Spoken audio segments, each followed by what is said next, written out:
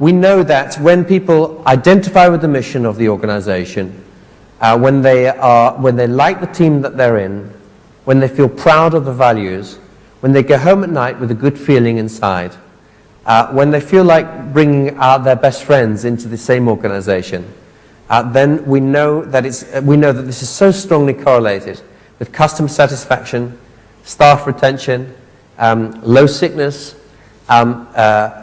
all the metrics, the productivity of the team, the cost structure of the team, the profitability of the team, and you can measure these things year by year, and you can see as engagement scores go up even 3 or 4%, customer satisfaction goes up 10%, profitability 5%, and actually one of the things which can most change this is just by dealing with 1 or 2 of the people who are the least engaged, and then the score can come really up.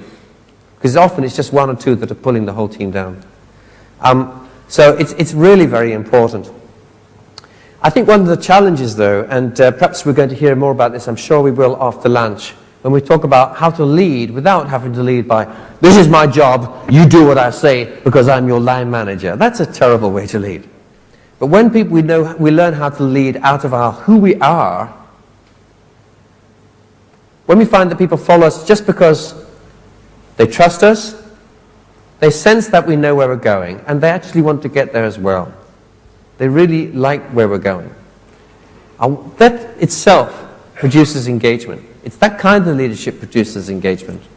The sort of leadership that doesn't is you will do what I say because I'm your boss. The kind of video I showed earlier, that's a disengagement leadership.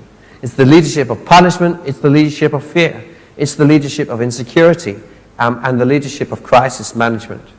But real, strong, sustainable leadership is of this very, very different character. It enhances the spirit. It makes one feel good to be alive. It makes one feel respected and honored as a person. It makes one feel that one can develop and that one has a future oneself.